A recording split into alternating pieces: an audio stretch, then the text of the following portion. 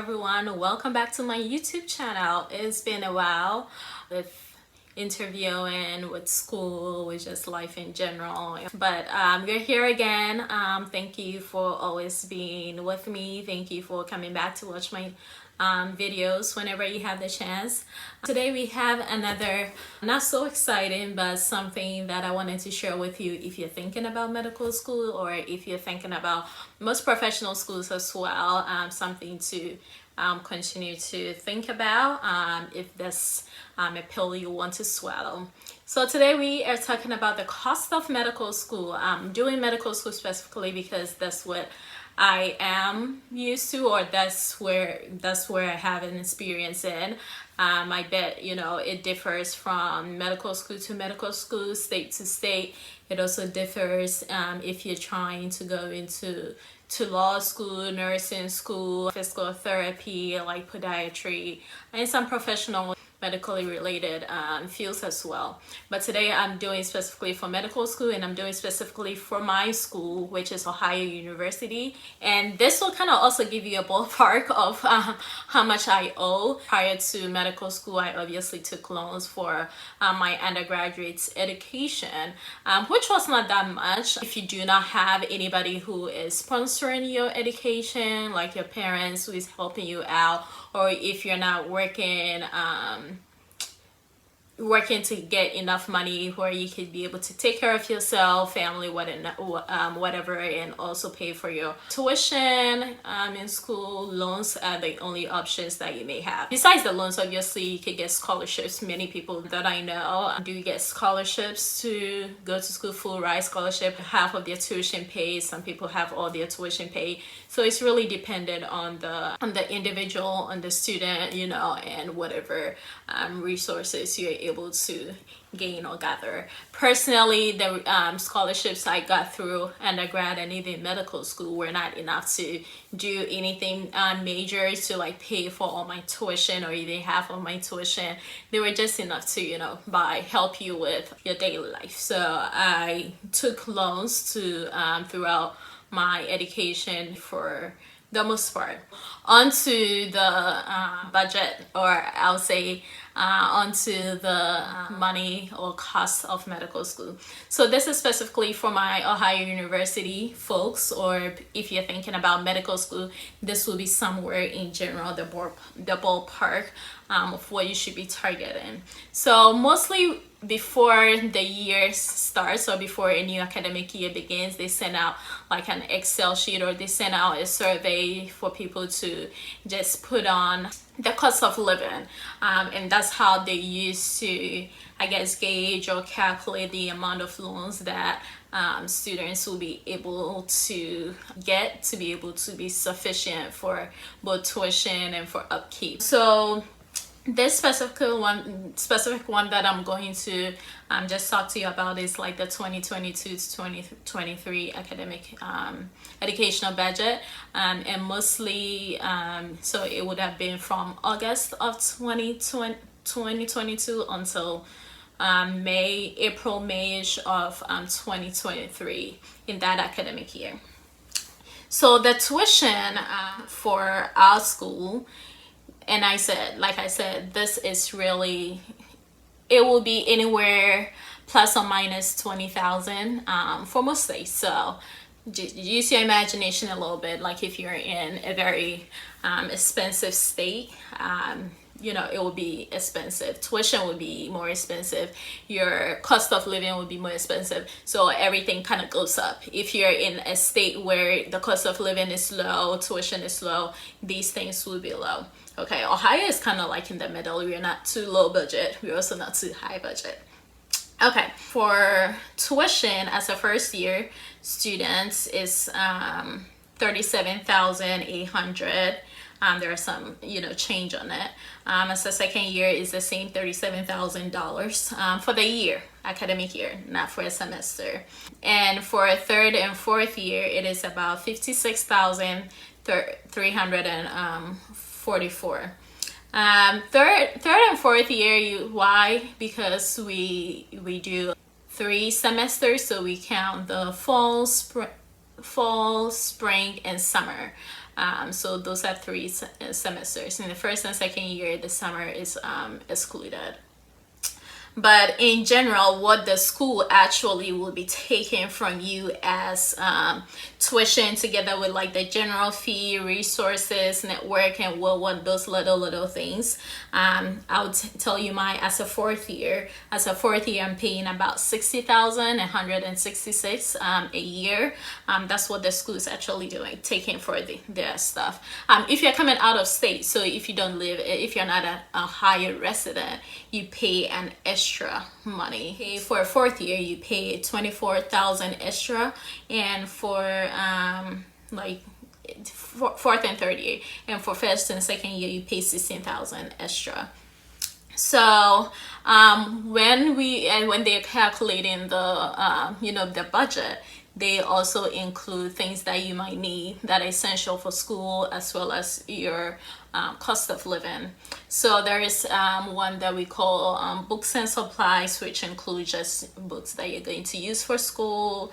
If you will require a laptop, mostly it's in the first year, so they add it to the first year budget. They add like cap, gown, tassel, for residency application, the ERAS application. They kind of factor all of those, and mostly the cap, gown, tassel, the ERAS application will be for fourth year. The board exams that you're going to be writing, also the first two, will mostly be for like third and fourth year. So those are not included in the first and second year budget. Those are more included in the third and fourth year. Or I guess you write one of the board exams in like the end of second year, so it's included in the second year budget. So they account for that and they add it to it. The first year is about 6,000 that they add. The second and third year kind of similar, which is about 4,500 or 4,500 if you would. In the final year, which there is a lot of money because you kind of account for many other things, so it's about 9,000. Housing is also included, because most people, I guess what I should explain is, most people do not work whilst in medical school. So if you're not working whilst in medical school and you're not living with your parents, which most people do not, we also have to account for how you're going to be paying for your rent the first 2 years. So even through our medical school, some people live with a roommate, others live at home, others live alone. In my first 2 years, I lived alone, and like in the middle of third year, I moved back home for many other reasons, and I'm still living at home currently. So that helps you save money. I know people who have lived at home throughout medical school. I also know people who do not live with significant others and live with roommates as well. So for housing and housing allowance with rent, insurance, utilities, they include phone. For the year, they account about 10,000 for first and second year, and for third and fourth year, we do account about 13,700 for that. Which I would say, let's see.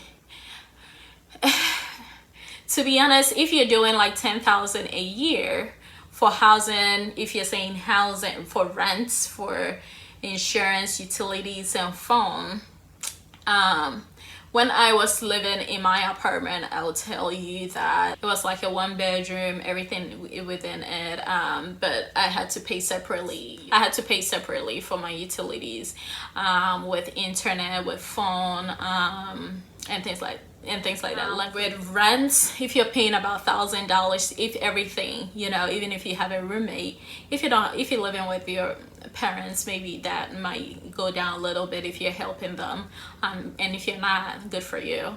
But if you're paying about $1,000 for, let's say, rent and utilities and phone, that is a month. That is already what? 12,000 a month, and 10,000 does not even suffice for that. Okay, I guess in third and fourth year, most people also move around in third and fourth year, because depending on where you're doing your rotations, you might be very far away from home, or you might still be very close to home. You have extra, you have to, you know, buy gas a lot more because you're driving quite often. So I guess 13,700 is okay, but I will tell you 10,000 if with all things included, with phone, rent, utilities might not really be enough, just so you know. Even for a 1-bedroom apartment or someone with a roommate, because when you're with a roommate, they kind of still divided. It's still not cheap, I would say. It's still not cheap. Anyway, so they also account for food, and food is about 5,000 for first and second year, and about 6,500 for third and fourth year, which also is relative depending on how much you're eating outside, or how much you're cooking by yourself. Like I said, in third and fourth year, you're moving around quite often. You might not be able to always make food and take to your rotations, so you might be eating out a lot more. You might be buying out a lot more. So it's relative however you want to take it. 5,000 a year for food, I don't know. If you're an African and you live by yourself, and you're eating a lot of African meals, I don't know how that works. It's quite expensive to be going to the African market every time, and also including eating out. So relative, very relative, so take it as you please. They also include transportation expenses, which is about 4,000 for first and second year, and 5,000 for 5,300-ish for about third and fourth year. First and second year, I feel like that will be fine for transportation. Third and fourth year, maybe currently right now it will be okay, especially if your interviews, you know, are virtual, but it is quite expensive, especially when gas is very on the high end, because sometimes I've had rotations that are like an hour away, and I have to drive every day an hour, you know, to the place and an hour back. I've had to like buy gas about 3 times a week for my car, and that is not cheap. And that's like third and fourth year. In fourth year, you're also doing interviews, so you might be going a little farther from home sometimes, or you might even be considering staying overnight at a hotel so that you'll be able to make it for your interview. Currently, most people are doing virtual interviews, so that is kind of also not there, but most people in fourth year, you do something we call audition rotations, where you're like a mini resident. You have a little bit more responsibility and a lot more pressure, because that is a place you consider yourself going for residency, so you want to put your best foot forward. Sometimes it is out of state, and you have to either drive there, or you have to find Airbnbs, hotels to be able to stay for how many ever weeks. Most people do 2 or 4 weeks.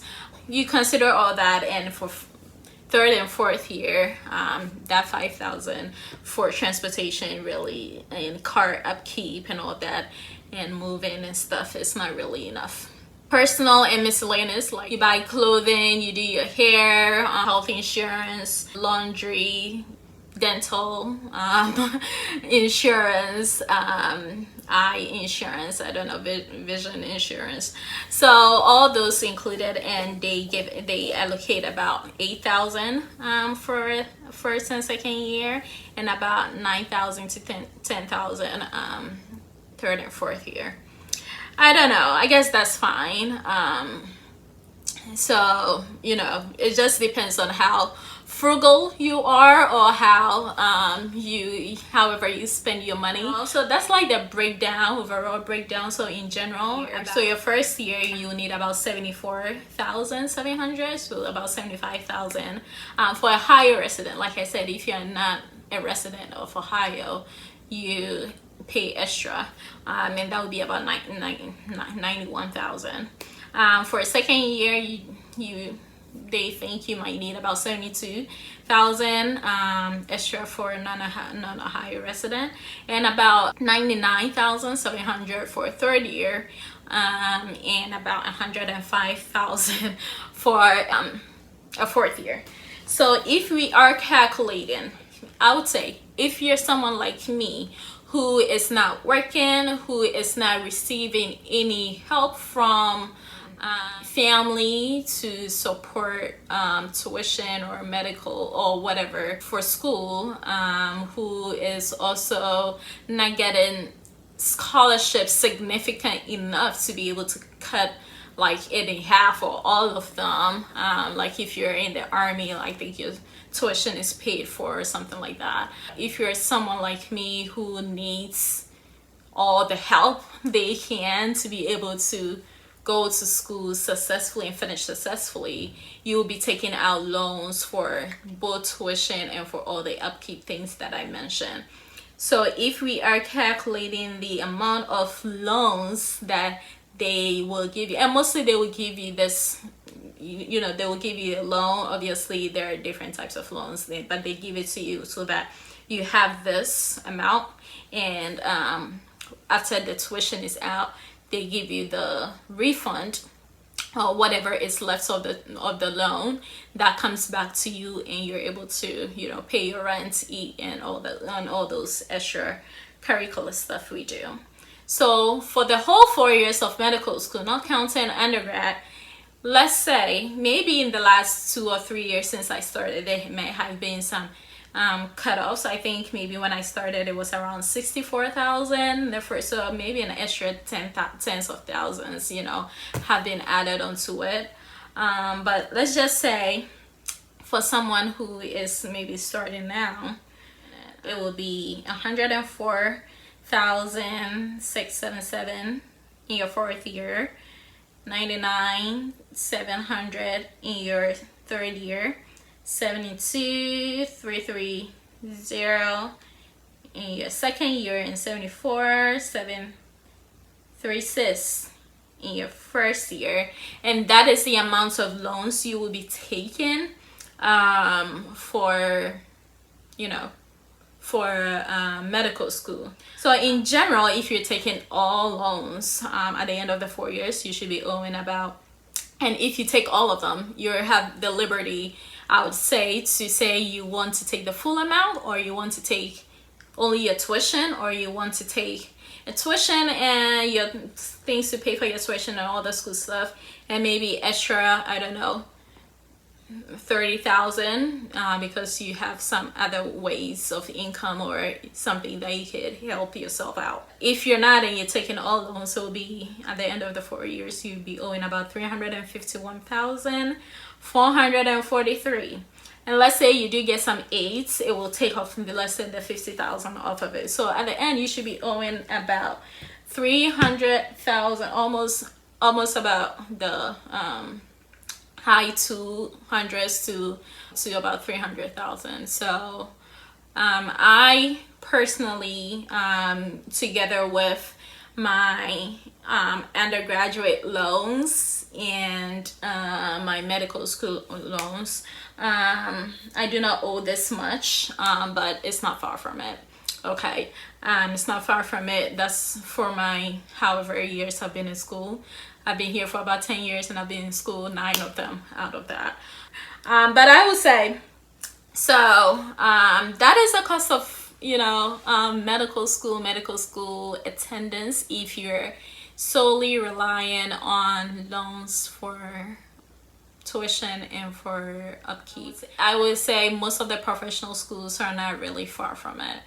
If you're going to go to pharmacy school, and if you took loans in undergrad and you're taking loans in for pharmacy school for most of the 4-year professional schools, like dentistry, podiatry, you are really not far from it. For a master's degree, like maybe like the physical therapists, for the PAs, for the nurse practitioners, it might be a little less, but it's still significant. Even if you owe like $100,000, it's still significant. So I just wanted to let you guys know, in as much as medical school is rewarding, in as much as being a physician is rewarding, there's also this burden of having people owe this much and having them also have to think about their lifestyle at the end of their medical school journey that they've taken how many ever years of their life for, because you have to pay for them. Granted, you have about 10 years to pay it off, or how many ever years you want to pay it off. There are some resources to be able to help you cut some of those loans off, or get them paid off for you, get some of them paid off for you, just depending on the places you choose to work after residency.